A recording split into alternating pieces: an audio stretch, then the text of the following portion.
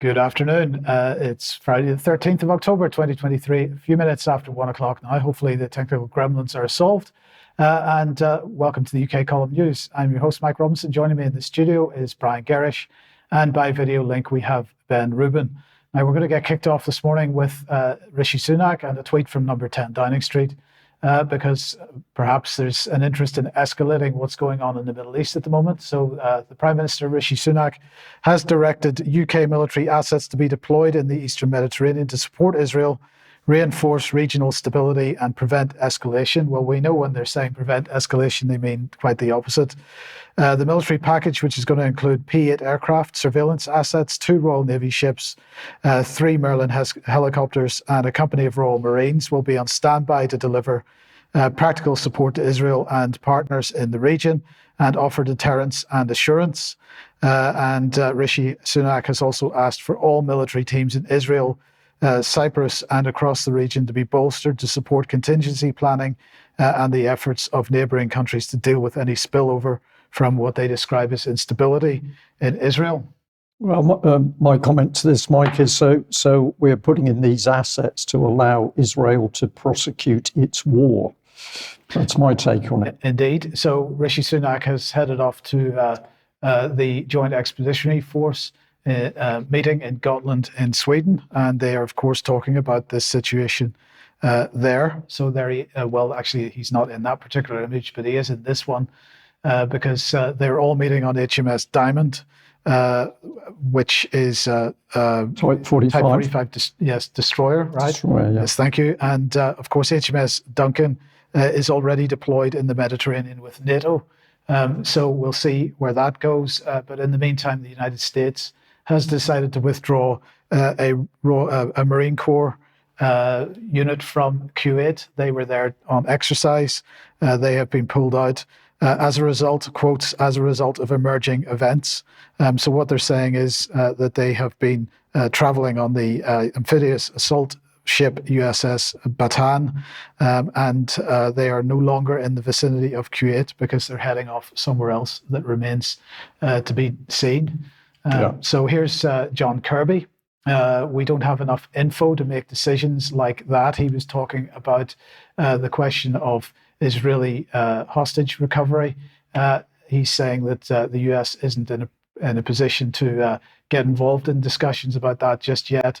So the only world leader that apparently is making effort on this so far is Erdogan in Turkey, and he's stepping up, as the Daily News, the Daily News here saying Erdogan stepping up diplomacy efforts to amid Israeli-Hamas conflict. So he is claiming to be very keen to see fair arbitration and do everything in their power to regain the peace initiative here, which is something which everybody seems to be missing. Indeed. And I think this is something that UK Column would like to reinforce before we continue with the news. What would we like to see? We would like to see the bloodshed stopped now, today, this hour. And we're going to do everything possible in our reporting to try and hold people to account who could stop the fighting. So one of the things we want to bring in front of our audience is the fact that we recognise we're horrified by, and we want to stop any more people dying. So we're just going to have a brief look at casualties. So we've got here from the Israeli side 1,300 dead and 3,200 plus Israelis injured. We're going to take those figures as being correct. They may be greater now, but we're just using these as a baseline. And also, I just want to bring this image up on screen, which we should have been able to show on Wednesday, but for some reason we couldn't. So we're recognizing the immense attack on Gaza. And at the moment, the report is 1,500 people killed. We are taking that at face value. But of course, a massive onslaught. And it could well be that those figures are much higher. But we are just putting to our audience, we recognize that the important issue is people are dying on both sides, and we need these deaths to stop now. Unfortunately, we are not seeing politicians in UK standing up for this, nor are we seeing this across the Western political field. So here's the Times of Israel from 2 days ago, Netanyahu and Gantz agreed to form an emergency unity government. Now, yesterday, Netanyahu pushed out this on Facebook. This is from the Prime Minister of Israel. This was him announcing this in the Knesset yesterday. Just wanted to choose a couple of quotes from this. First of all, he said, "We find these accursed murderers, these human beasts, with full force. We will find these accursed murderers, these human beasts, with full force. And we will defeat them. We will wipe them off the face of the earth." And then later on in the press conference, he reiterated this. We saw the beasts, we saw the barbarians we're facing, we saw a cruel enemy. So that was his position with respect to the unity government and the next steps. So this was the announcement then yesterday, sent all civilians of Gaza City from the IDF. And this is what they had to say. It's the Israeli Defense Force. Calls for the evacuation of all civilians of Gaza City from their homes southwards for their own safety and protection, and move to the area south of the Wadi Gaza shown on the map. Now, they in the particular tweet that they were publishing this on, they didn't include the map. That must have been somewhere else. But anyway, here's the UN map on this. And if we just put an arrow on the brown line that runs across Gaza there, that is what they're talking about. So they're expecting everybody north of that line to move south of that line who are civilians if they want to avoid death or injury. And of course, that, as many people have been reporting this morning, is something around 1.1 million people. And so how that's even possible within 24 hours, which seems to be the deadline, I'm not entirely clear. So coming back to the IDF announcement, they say, civilians of Gaza City, evacuate south for your own safety and the safety of your families, and distance yourself from Hamas terrorists who are using you as human shields. And it says, in the following days, the IDF will continue to operate significantly in Gaza City and make extensive efforts to avoid harming civilians. It's not clear how they will do that, as we'll see in 1 second. Now, this was the Human Rights Watch response to that. This Clive Baldwin saying, ordering 1 million people in Gaza to evacuate when there's no safe place to go is not an effective warning.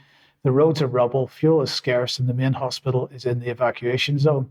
This order does not alter Israel's obligations in military operations to never target civilians and take all the measures it can to minimize harm to them.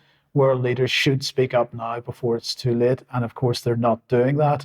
But Human Rights Watch also making the point that already in the last couple of days, Israel has been using white phosphorus again in Gaza. They've done this before, of course. And I'm not clear, Brian, how you avoid civilian casualties when you're using this type of weaponry.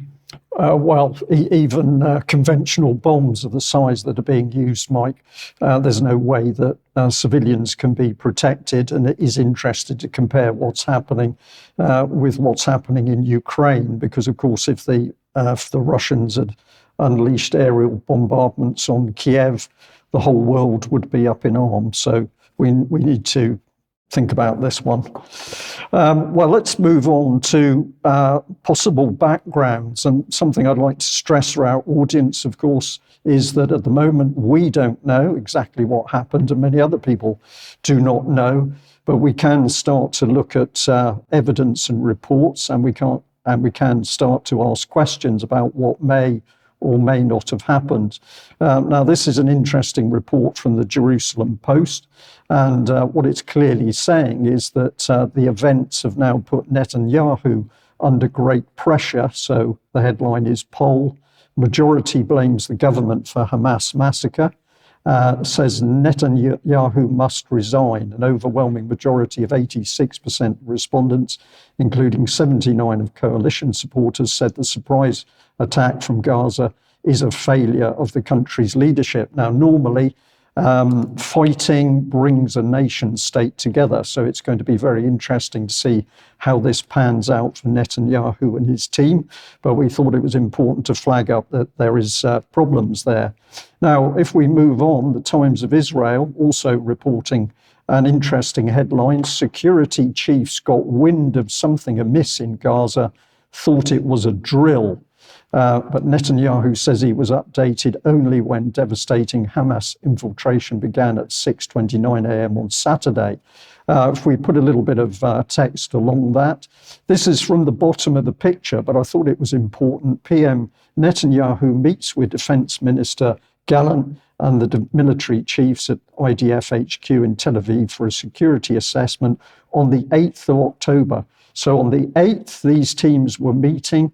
But if we are to believe Netanyahu, he didn't know anything was coming and his advisors didn't know anything either. But if you read through this article, it gets particularly interesting because it links on to another Times of Israel article where the headline is Egypt intelligence official says Israel ignored repeated warnings of something big. Cairo official says Israel focused on West Bank instead of Gaza. Egypt's spy chief said to warn the prime minister of a terrible operation. And Netanyahu simply denies this. Well, what gets said here? Mounting questions over Israel's massive intelligence failure to anticipate and prepare for a surprise Hamas assault were compounded Monday when an Egyptian intelligence official said that Jerusalem had ignored repeated warnings that the Gaza-based terror group was planning, quote, something big. And if we follow through on that, we've got another statement here. This is the Egyptians commenting, we've warned them an explosion of the situation is coming and very soon, and it will be big. But the Israelis, underestimated such warnings. The official who spoke on condition of anonymity because he wasn't authorized to discuss the content of sensitive intelligence discussions with the media. That was what was told to Associated Press. And if we bring in this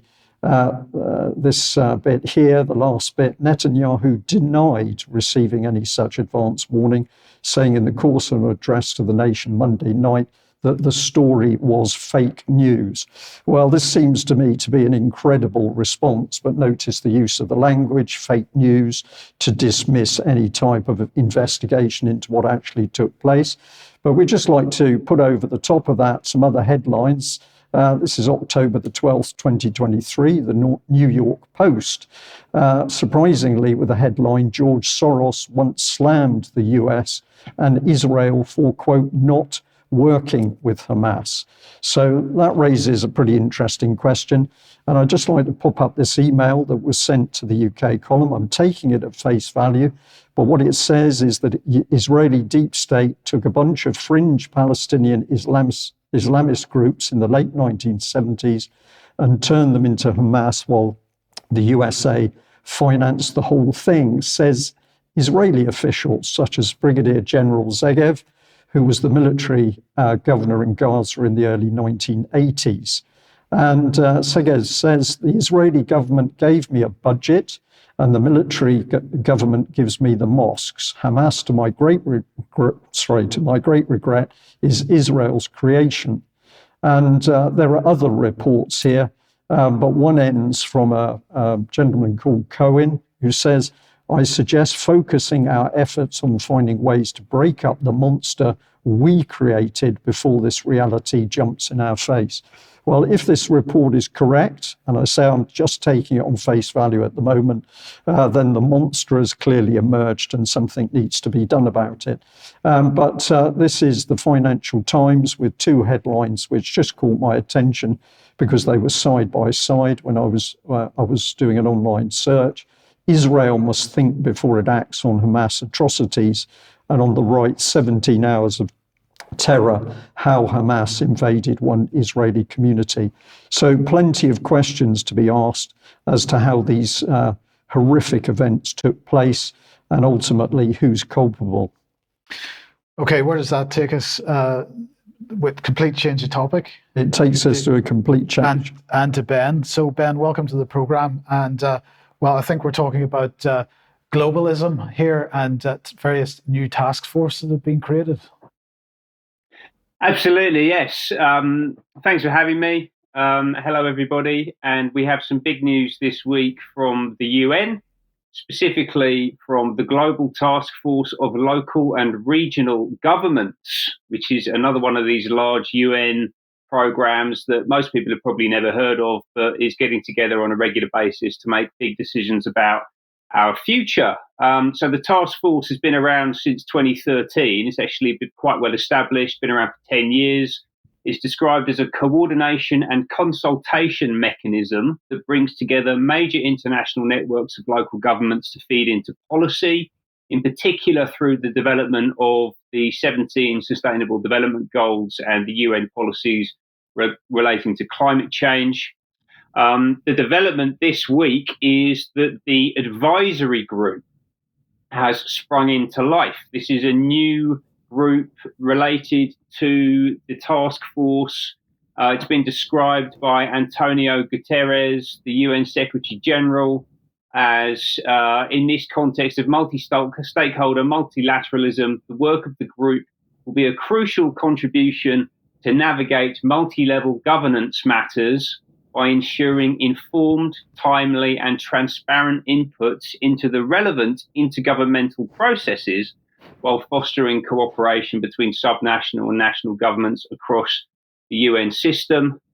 I really struggle to understand who writes this stuff. It's the most incredibly turgid bureaucratic language. But I think what he's telling us is that there is a structure here centered around this global task force, which is designed to disseminate UN diktats out across the member states. And obviously the UN has all global states as members, and that means this is an incredibly powerful and important group. I'm also intrigued by the use of the term UN system. I don't know if I've heard that before, and actually that's very telling to me, actually, that the UN Secretary General believes that there is a UN system, and maybe this is a parallel system to the current system of nation states, and we're all living in a different reality to these people. I think that's probably the case. Ben, if I may just interject quickly, is that system actually the rules-based international order? That's what comes into my head. I think that probably would make sense. Yeah, it probably would make sense. So this group has got together. It's sprung into life. They've been using it for a decade to develop policy, and they've now brought together 20 people, 20 representatives, to now activate this policy and take a more active role in how this thing develops. That includes London Mayor Sadiq Khan, who has been very vocal about his support of the Sustainable Development Goals. And London has been positioned as a leading example of how a society can shape and drive climate action and pursuit of the Sustainable Development Goals. It's been positioned as a leader of what the UN would like to see happening internationally. I think this is really interesting. And something that I've heard you talk about a number of times before, Brian, this idea that mayors of city-states and regions are going to be taking a much more direct role in how global governance is enacted in the future. That's certainly how this thing is being positioned, and how I think we can actually see this playing out in real time all around us, actually. This is also aligned to things like the C40 Cities initiative, which is another one of these international groups pulling together mayors and leaders of cities from around different parts of the world, as well as a whole bunch of other organisations. It's really fascinating when you get into this stuff. All of the different groups that no one has ever heard of, probably never had any say in the development of, like the Mayor's Migration Council, for example. That's a completely new one to me. And a whole bunch of these different regional operations across all of the different continents, whether it's Asia, Eurasia, Latin America, or in fact the Global Parliament of Mayors as well, which pulls the whole thing together internationally. So it'll be really interesting to see what this group is doing and how it becomes more active as time goes on. Ben, it's fascinating. Thank you for taking us through this. But the question, which is always at the back of my mind, when we see these major international events, Israel, of course, being one at the moment, is who really drives the politics? Is it as simple that we've got national governments that are vying with each other or cooperating with each other? Or have we got a much bigger hidden hand behind the scene driving this globalist policy? And for me, the more that comes to the surface, you've covered some of it there, the more it makes sense that actually the real power base is beyond the nation state and out of sight to most, I got to say, ordinary people who are getting on with their lives on a daily basis. I'm not sure how you respond to that. No, I completely agree with you. I think you've got a bureaucratic class who essentially live in a parallel system. They operate in a parallel system. It's supranational. It sits on top of the existing sovereign nation states. They probably view our world as incredibly anachronistic and trivial, while they're up there answering all the big questions and pulling together global responses to all of these challenges that, for my money, that they're actually creating a lot of. As you said, these systems, the people within them, the language that they're using to describe them, such as this kind of multi-stakeholder, multilateral UN system, global cooperation, like all of these kind of buzzwords that they use to describe what they're doing, are just slowly and actually increasingly quickly coming to the surface and becoming more visible to people who are just paying attention to what they're doing. Yeah. Thank you. Okay, let's move on. If you like what the UK column is doing and you'd like to support us, please head over to community.ukcolumn.org. You can become a member and join the community there. That would be very much appreciated. You could pick something up at the UK column shop, but please do share material you find on the various platforms, especially ukcolumn.org and ukcolumnextracts.co.uk. Okay, and we'll pop this one up on screen. David's interview with the Kenyan farmer, Jasper Machogu, is now up. Very interesting discussion and well worth listening to, as this is a man on a different continent from us who is well aware of how this rules-based international order is forming and what impact it's having on his world. Reminder that the MHRA Not Fit for Purpose t-shirts are available for pre-order on the UK column shop website. Please pick one up if you can, because we need to keep the pressure on this organization. And then a reminder that on Tuesday, we will be hosting on behalf of ourselves, Children's Health Defence and so on, 5G expose. Begins at 1800 UK time, 1900 European time. That's 1 p.m. Eastern time in the US. Okay, thank you for that. Couple of quick emails here. This one that was sent to me is on the subject of Stand Up for Wolverhampton 5G, and information is attached. If you freeze the screen, you can go and have a look at the link there. But this is basically somebody who is working with a group, and they're trying to give people good, factual, measured information that they can take into their local councils to challenge them on the issue of 5G.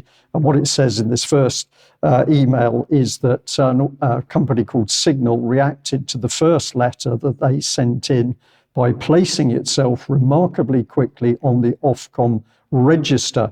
People are getting a little more encouragement from their councils, and one message the letter should give is that actually we are on the same side. One council officer has written that she thinks it should be addressed nationally. Let's hope this happens. So we've got two things going on here. We've got people starting to work and do things for themselves in a measured, professional way, and they're also reporting that they're getting a positive response from at least some of the local councillors.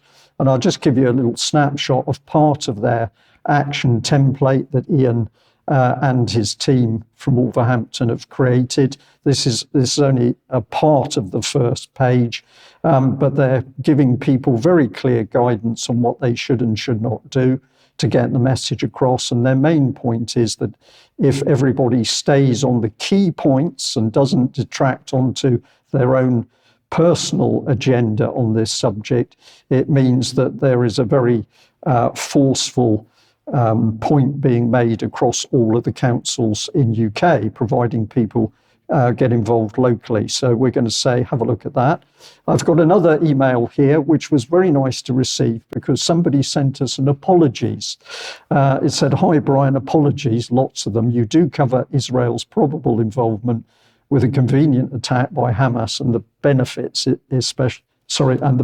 especially for getting Ukraine losses against Russia. However, genocide appears very much to be Israel's objective, which this attack helps." Now, I just want to say here, in the first place, it was really lovely to have somebody coming back and saying, we might have been a bit hard on you, but I just want to gently push back here and say we need to be very careful in the language we're using at the moment. Is probable right, or is it a possible? I'm not going to say, I'm just going to flag that one up. And also, genocide appears to be very much Israel's objective. Can we actually say that, even though what's unfolding is horrific? So we're gently pushing for people to be very careful and accurate in what they're saying around these very dangerous events in the Middle East, but the apologies were greatly appreciated. I've got another email here. This one is quite interesting because Linda has picked up on the fact that California Forever is talking about the future and cities and better societies. And she said it put me in mind of the UK column interview with the eminent architect and urban planner Leon Cryer. So if you haven't seen those interviews, encourage you to get onto the UK column website and have a look. And I'd also just like to promote this one, which is a book, which is now available on Amazon Kindle. Caven Vines, the cover-up of child exploitation in Rotherham. I have not read this book. The advert has been given to us by somebody we trust, and I encourage people to have a little look at that. Right, let's move on very briefly to the subject of Ukraine, and I just want to emphasize the way that the BBC is manipulating the whole thing. So we pointed out on Wednesday the very little that was on the BBC website about what's happening on the battlefield. The BBC's been forced now to report what is a substantial Russian attack, an encirclement attack on the city of Avdiivka, which is northwest of Donetsk city. This is a heavily fortified area. And you've got to go to social media to see the detailed analysis of what the Russians are doing. And as I always try and do, I'm pointing to a number of different sites. So it's up to you to go and have a look and form your own opinion. But Military Summary Channel has got the headlines. The pressure does not decrease. Thousands of tanks, operational breakthrough, front collapse. And if I jump across to Defence Politics Asia, I was able to take, and thank you very much to DPA, a diagram here showing the progress now of the Russian encirclement. And Avdiivka is a highly fortified town, very small city area. I have seen reports saying that as many as 15,000 Ukrainian troops are still in this area, but it's now clear that the Russian intention is to encircle it and destroy it, as they did with Bakhmut. Why is this town important? Well, because, of course, it hosts many of the weapons systems that have been shelling civilians in the Donetsk area. So if you want to see what is happening, no good looking at the BBC. You've got to look at reliable social media. Okay, in Brussels at the NATO headquarters, the defence ministers meeting of NATO has been taking place. Here they all are, the great and not so good. Of course, the UK at least is talking about a package of new military support for Ukraine worth more than £100 million is what they're saying. Now, of course, Israel was on the agenda, and Jens Stoltenberg very clear that Israel does not stand alone. But the main focus here was the fact that Zelensky had the begging bowl back out again. Here he is meeting Jens Stoltenberg yesterday. So Zelensky was there to beg for more, and he got it. So in addition to the £100 million package from the UK, the contact group, the Ukraine Defence Contact Group, which is meeting as part of this, also discussed plans to ramp up production at both national levels and at the multinational level through the European Union's important initiative to produce more ammunition. So this is what Grant Shapps had to say. Here he is. During my recent visit to Kiev, I assured President Zelensky that the UK's support for Ukraine and the most urgent needs is unwavering. Today, I'm proud to announce, this was yesterday, that the UK, alongside our allies, is delivering on that promise with new contracts to provide Ukraine with critical air defence systems to protect civilians from Putin's barbaric bombing campaign, and more than £100 million of new equipment pledged to give the Ukrainian soldiers what they need to breach Russia's deadly minefields. That was his position. Now, this money is coming through the IFU, which formed involving the UK, Norway, Netherlands, Denmark, Sweden, Iceland, and Lithuania, and so on. Right, and I'll just say this statement is very disingenuous, because what is happening on the battlefield at the moment is that the Ukrainians are retreating behind their own newly sown minefield. So at the moment, the West just simply does not want to talk about what is the movement, the Russian movement that's started to happen on the battlefield. So more lies and spin from the British government, but at the end of the day, plenty of money for wars and killing people, but apparently no money for running a peaceful country. It's pretty sickening, Mike. Yes, I'll just mention that the Ukrainians have now admitted that some weapons that were intended for Ukraine had been diverted to Hamas. So this is something that has been going on for quite some time. The weapons pipeline into Ukraine is being diverted in certain directions. Yeah, and a lot more to be discovered and said about that, I think, in the future. Yes. Now, Ben, let's move on to Davos. Absolutely. Davos via London, actually, and via the UK. So it's party conference season here in the UK. All of the big political beasts have been making their pitch to be the future government of the country. We've got a general election coming up next year. This week, it was Keir Starmer and the Labour Party making their bid to be the new leaders of the country. But the pitch has been tainted somewhat. And if you were watching the news on Wednesday, you would have noticed that Brian flagged up an article from the Daily Express, which says that one single word proves Tony Blair is really manipulating Keir Starmer, and it is worrying. What word was that, I hear you ask?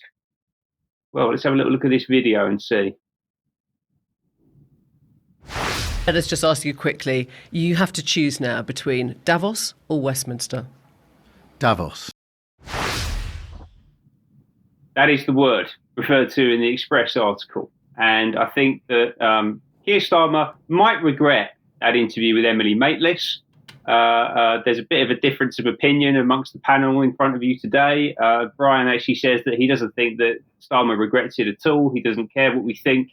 But I think that interview is going to dog Starmer over the next 12 months because it has basically revealed what he really thinks about the UK political system and where he'd much rather be spending his time. What else do we know about this? Well, Blair has been extremely active in the UK scene over the past few years. He basically led out the World Economic Forum messaging for the COVID pandemic response. We've got plenty of videos of him talking about building back better, the need for a full vaccination of the UK population, all of those other things that were part of the WEF agenda. And back in July, he actually ran via his Tony Blair Institute for Global Change, a big event, which I spoke to Debbie Evans about actually back at the start of August, which you should go and look at that interview. It was a really good conversation that Debbie and I had to talk about that one-day event that Blair ran about the future of Great Britain, which was essentially a World Economic Forum event. So, and I'm not suggesting that it was formally aligned to it, although we know that Blair is a World Economic Forum board member. He's also being positioned informally, so it's being sort of seeded in the press that he might even potentially take over the role of chief executive of the World Economic Forum from Klaus Schwab at some point in the future. But all of the policies that were being disseminated by Blair at that event were entirely predictable. They are the fourth industrial revolution policies that are being pushed by the World Economic Forum for the past 5 or 10 years. We're looking at a future of universal artificial intelligence, critical race theories, genetic engineering, RNA technology, fake food, global conflict, all presented by the Rockefeller Foundation. They were backing Blair's message. Google were backing Blair's message. The US State Department were backing Blair's message. A whole raft of senior politicians from all of the major UK parties were very happy to go on stage and sit down with Tony Blair to talk about his vision for the future of Britain.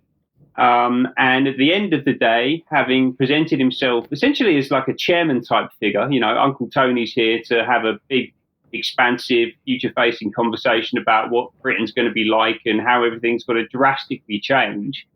Keir Starmer was very happy to come on for a little sit-down chat for half an hour at the end of a full day of discussion to give his tacit approval to everything that Blair had set out. Yeah, so Blair sets the strategy, sets the direction, convenes the conversation, brings together the people that have got the ideas about where we're going to head to next. And then Starmer just comes in as a little exclamation point at the end and basically says, yes, whatever Tony said is fine. This is what we're going to go with. So I don't think it's far-fetched to suggest that Blair is controlling Starmer. And essentially what we'd be looking at is another Blair prime ministership if Starmer were to get into power. And that's exactly how they're talking about it. I actually saw in the press earlier today someone saying that what they're looking to do is essentially a repeat of the 1997 landslide, which led to a decade of Labour power. That's what they think is going to happen. That's what they would love to happen. Whether that is actually what transpires or not remains to be seen. I'm keeping my fingers crossed. Obviously, a big part of this is the digital identity, which Blair is absolutely obsessed with. It's a core component of the World Economic Forum plan. I'm going to come back onto that a little bit later. There have been some interesting developments under the radar this week in the UK as it relates to digital ID. And also, very interestingly, particularly as it relates to things that have been happening over the past few days, this vision for the future is exactly aligned with the same vision set out by Benjamin Netanyahu, the current Prime Minister of Israel, in his speech that he gave to the UN just 2 weeks ago. We must ensure that the promise of an AI utopia does not turn into an AI dystopia. We have so much to gain. Imagine the blessings of finally cracking the genetic code, extending human life by decades, and dramatically reducing the ravages of old age. Imagine healthcare tailored to each individual's genetic composition and predictive medicine that prevents diseases long before they occur. Imagine robots helping to care for the elderly. Imagine the end of traffic jams with self-driving vehicles on the ground, below the ground, and in the air. Imagine personalized education that cultivates each person's full potential throughout their lifetime. Imagine a world with boundless clean energy and natural resources for all nations. Imagine precision agriculture and automated factories that yield food and goods in an abundance that ends hunger and want. I know this sounds like a John Lennon song, but it could all happen. Imagine that we could achieve the end of scarcity, something that eluded humanity for all history. And Ben, of course, on the face of it, that sounds like a very pleasant future. But of course, a lot of what he was talking about, particularly around the health area, is already stuff which Debbie has been discussing. It's already in the NHS long-term plan. Britain's already said that it wants to be leading the whole genomics revolution, as it were. And alongside that goes the digital ID and the tracking. And so this is definitely a double-edged weapon here.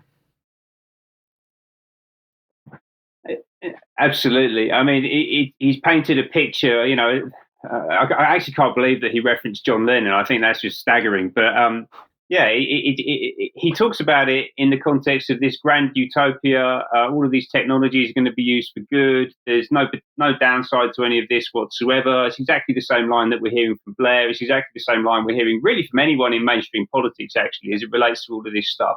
I don't buy any of it at all. I don't think that we need these technologies. I don't think that at their root, at their inception, that they are actually good for humanity in any way. And I think that, but you're absolutely right. The NHS roadmap for the next decade plus is all of this stuff is completely embedded into it, and this is the current direction of travel everywhere. Yes. Okay. Thank you. Okay. Let's come back to Europe and the various protests that have been going on with respect to Gaza and Palestine. And here we have Paris and the police response to some of that protest, because the French government, or the Paris government at least, has decided that any protest on Palestine is no longer allowed. So the Interior Minister, the equivalent of the Home Secretary, has said that anybody defying that should be arrested, as they're susceptible to disrupt public order. So the French very much attempting to shut down any kind of protest on the Palestinian side. What was the response? Well, here it is. Thousands of people came out, even more people came out as a result.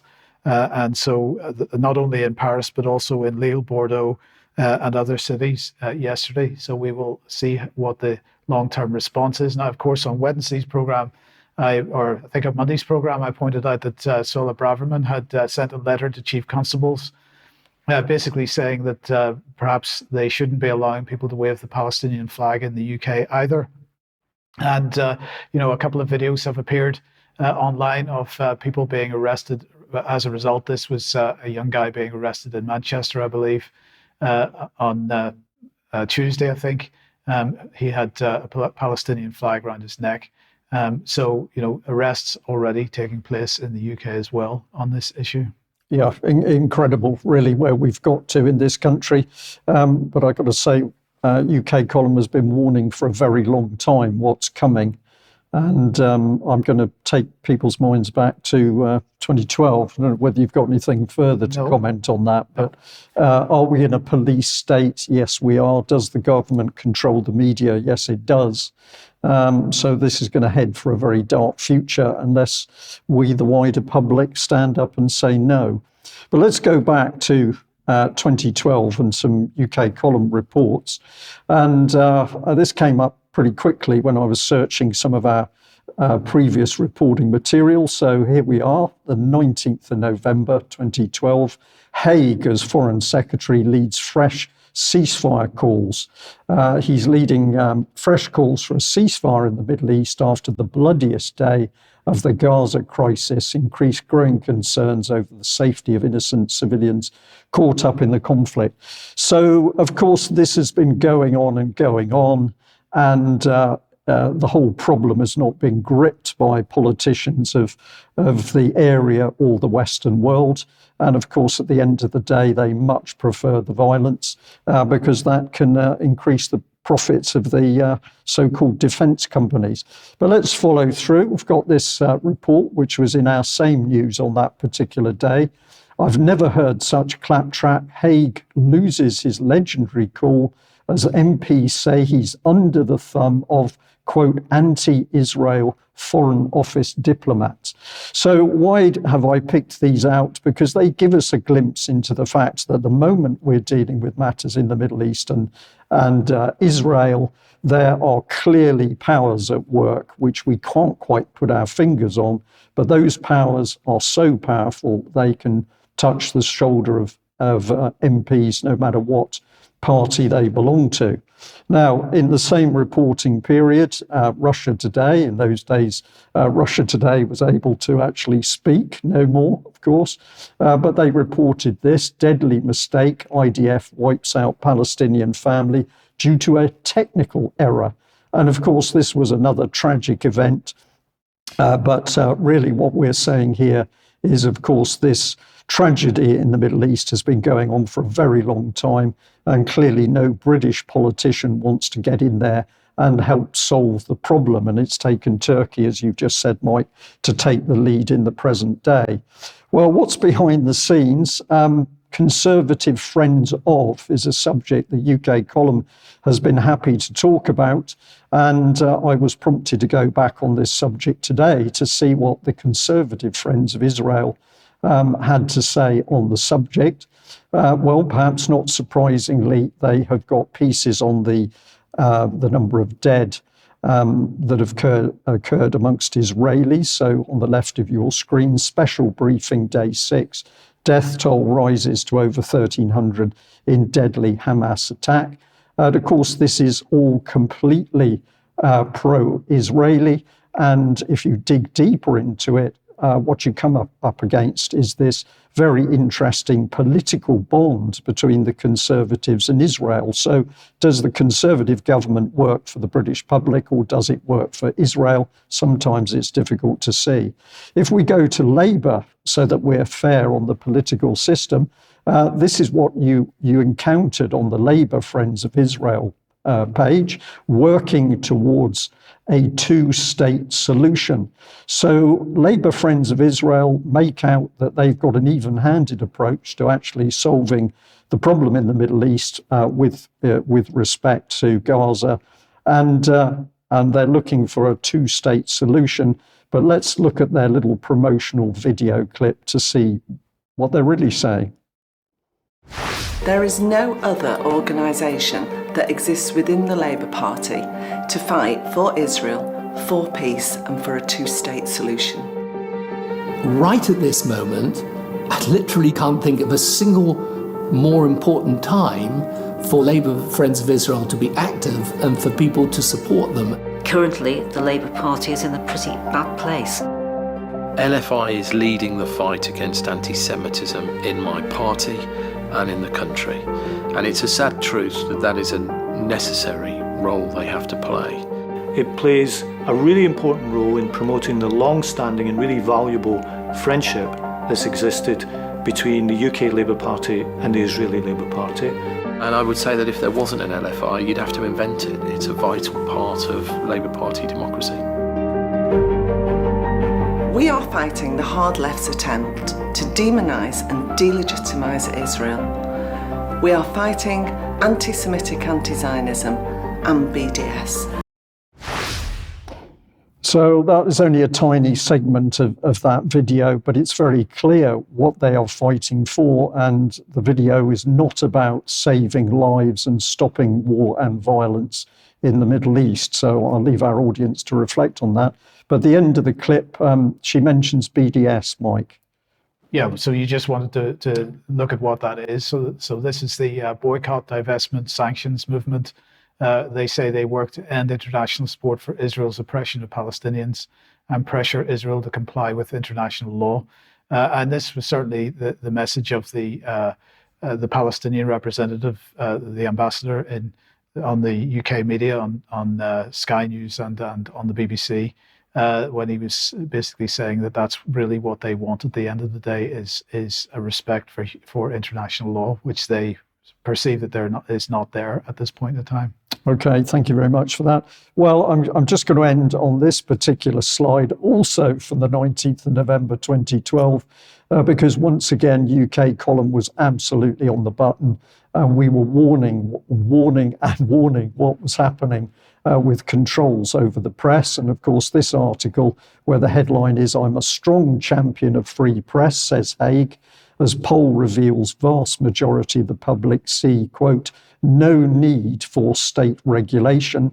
And this is the hoo-ha around the Leveson report, which the UK column led the way in reporting and warning the public.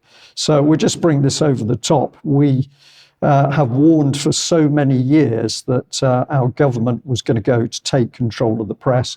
And if we think of the changes that have taken place since 2012 to where we are now in 2023, I think it's evident that we were spot on way back then, Mike. Yes, the only difference is that they're not controlling the press through regulation. They're controlling the press now because they've effectively bought the press. And that was the difference that came out of the Cairn Cross review. Now let's move on to energy. And of course, the energy regulator in the UK is Ofgem.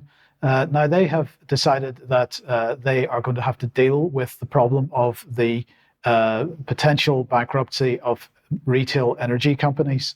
And so they're going to do that by putting a £17, or this is the start of a consultation, a £17 per year charge per household on everybody. So what they're saying is that figures obtained by the regulator this summer show that energy debt has reached £2.6 billion. So energy companies are apparently claimed to be owed £2.6 billion by the likes of you and I, because we're not paying our bills because they're too expensive.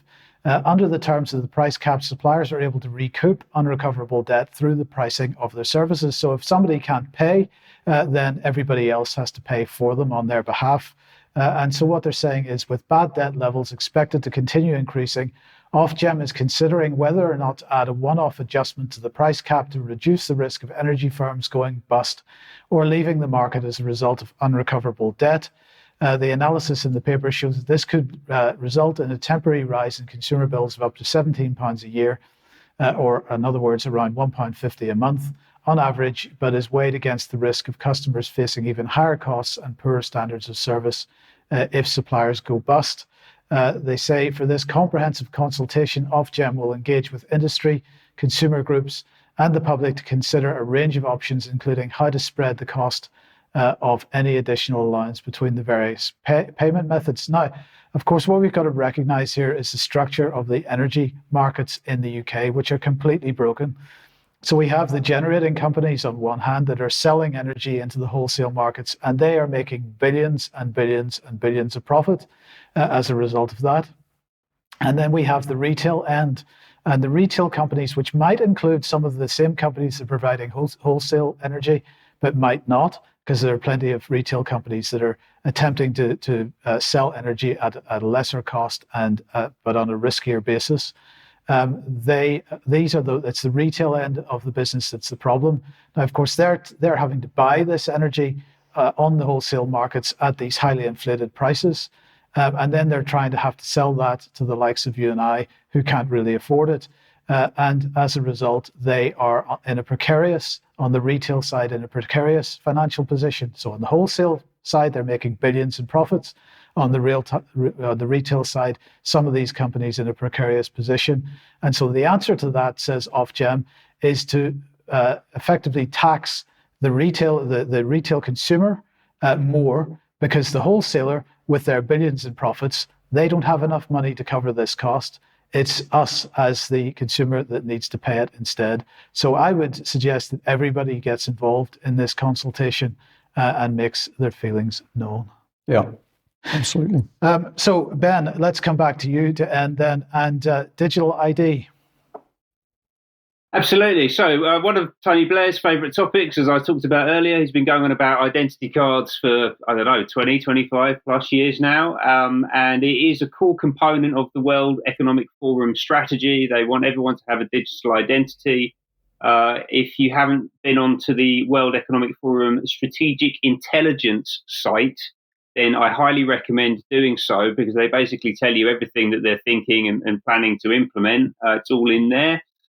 Digital identity is a fundamental component of it, and we are seeing this play out in real time in front of us in the UK right now. Identity is a fundamental part, actually, of the Online Safety Act, which has now been enacted into law. This was described by Meredith Whittaker, the president of Signal, the private messaging app, as a precedent that authoritarian regimes are looking to the UK to set, so that they can point to a liberal democracy that was the first to expand surveillance. So they talk about this idea of, well, we've got to give you a convenient way of identifying yourself, but actually it's a convenient way of us knowing who you are and what you're doing ultimately. And actually, I think this quote from Whittaker is really fascinating, actually, because this idea that authoritarian regimes around the world are looking to the UK to set a precedent. I actually think that you can apply that exact same analysis across swathes of the system, right? Whether it's the health system, banking, absolutely anywhere, right? Like there's a whole bunch of stuff that is being promoted in the UK that they're using as a test case, essentially, for the implementation of these World Economic Forum aligned control systems. They're absolutely everywhere. Two examples of how this is manifesting out there in the real world, beyond the Online Safety Act, which I've already just mentioned, is the launch earlier on in October of a identity app, digital proof of age card called Lucidity. So this is a digital identity platform, and essentially, for my generation, we would have had an NUS card or an ISIT card. You go and get your passport photo, and you'd pay your £10, and you take your passport or your national insurance card, and basically then use that as a way of identifying yourself if you wanted to go into bars or anything like that. And this is how they're talking about this. And actually, it's very much targeted at young people. So they've done a bunch of polling, and they've said that this move towards digital is set to be well received by young people, with 94% of respondents in favour of a digital form of ID that they can use on their phone. Obviously, young people, any young people, they will not put their phones down. It's basically surgically attached to their hand. So, of course, they want a digital ID that works on their phone. They couldn't possibly see anything bad about that. It's all upside as far as they're concerned. I'm a little bit more cynical, unfortunately. Let's just carrying on with Lucidity. It's a really interesting business, actually, because it's a trading name of another company. It's a company called Arisian, and the chief executive of Arisian is a guy called Ian Moody, and his background is basically healthcare and defence, where he's been working for about 30 years. And really interestingly, he built the electronic prescription service, which is a fundamental component of the NHS technology stack, right? So they transact over 1 billion prescriptions annually in the UK across technology that was developed by the guy that has created this digital identity system. So there's very close alignment to UK healthcare here that I think needs to be examined. And I'll keep on tracking this business and see how this thing plays out.